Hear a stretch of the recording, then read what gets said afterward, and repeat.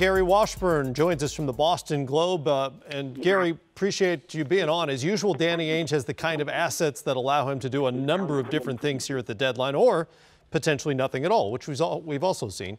How likely are the C's to be active tomorrow, or are they keeping the proverbial powder dry for summertime and a big swing for Anthony Davis? Yeah, I think they'll probably stand pat tomorrow. I think they're a team to look out for in the buyout market, where you're going to have potentially guys like DeAndre Jordan, Wayne Ellington, others, Wesley Matthews available because they could use shooting. They could use another big. But I don't see them toying with their roster tomorrow. You know, the guys that are impending free agents are Marcus Morris. He's too valuable to the team.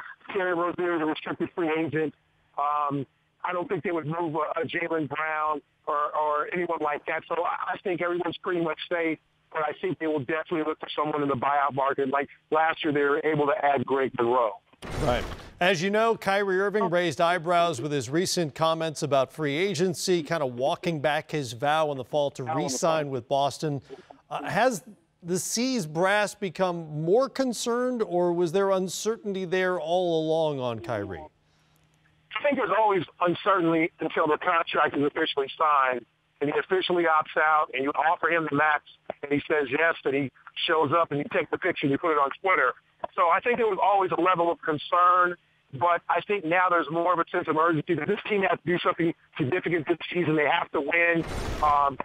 Kyrie needs to be happy, and I don't think he's unhappy in Boston. I just think the road to this point so far has been more bumpy than I think anyone expected.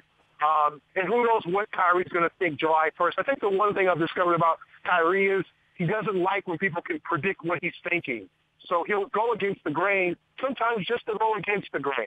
And that might be the case now where he doesn't like when people try to predict his thoughts. He doesn't want to be someone you can figure out easily. I think that bothered him since he made the announcement. I just don't think he wanted to say, even though he might have felt it, that he wanted to re-up with Boston. I think he just wanted to leave that door slightly open.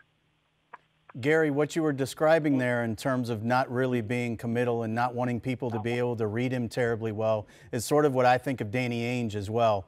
And many times everybody has thought that he needs to load up all the assets, put them on the table and go get a star, and he's chose to continue to be patient. Are the moves that have happened in the Eastern Conference, the Tobias Harris, by way of example, moving to Philadelphia, does that put any more pressure on Danny to try to capitalize now on the window they have to seize the Eastern Conference? Yeah, I do think that Danny's probably doing a little bit more thinking tonight than he did last night when the trade, obviously that trade broke about 1 a.m. Eastern. So I do think the Celtics are probably just, they're going to keep the phone open. They're going to keep their ringer on high and see what they can get. But I just don't think he toys with this roster unless there's something that he just can't possibly turn down. I don't know. I don't think he has the salaries that he wants to move for a player who, like an impending free agent, like a Tobias Harris, who's making $16 million. I think the way their salaries match up, I don't think that it fits very well. And I just think that's kind of happenstance at this point. And I also think he's happy with the roster. He's happy. They've won 10 out of 11. They're 26-9 since starting 10-10. So he kind of feels like they're getting it together. He's always had a patient approach about this team. So I don't think he's going to push the panic button, but I wouldn't be surprised. As I said earlier, they definitely look in the buyout market and try to add to the depth. Gary, this is Tom Penn. You just hit on it for me. You said he's happy with the roster now. My question's a little different. Do you think he believes in this roster?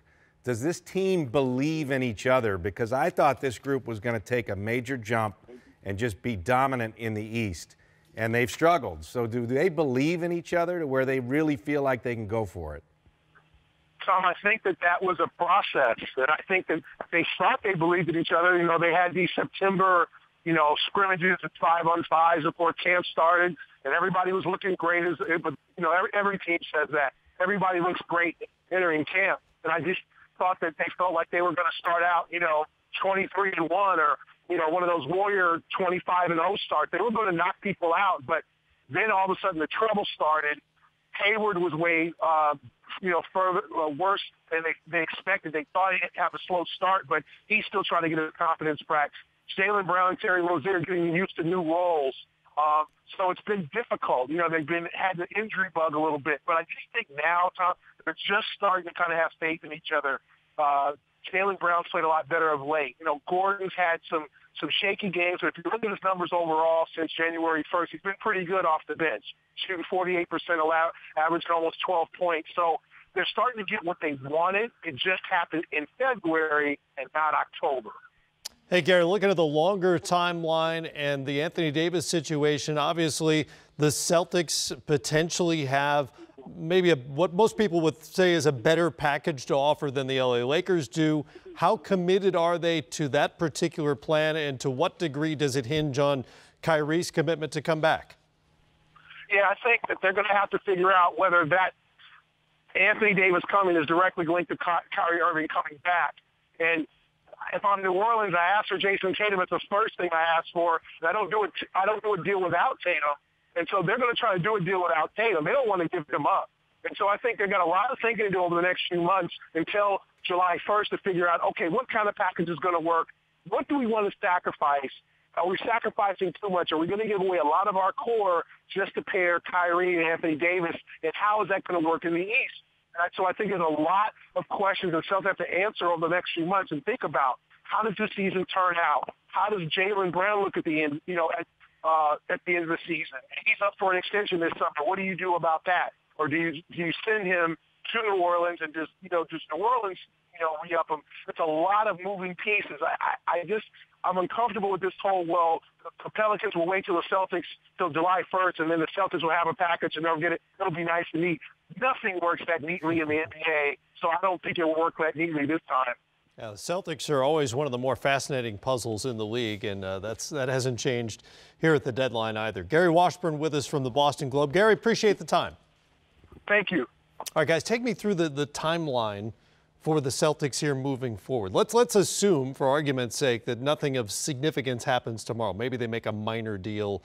Maybe they bring in, as Gary suggested, another shooter or another big via a buyout signing situation. How do they move forward with regard to Davis and Kyrie and try to figure that out?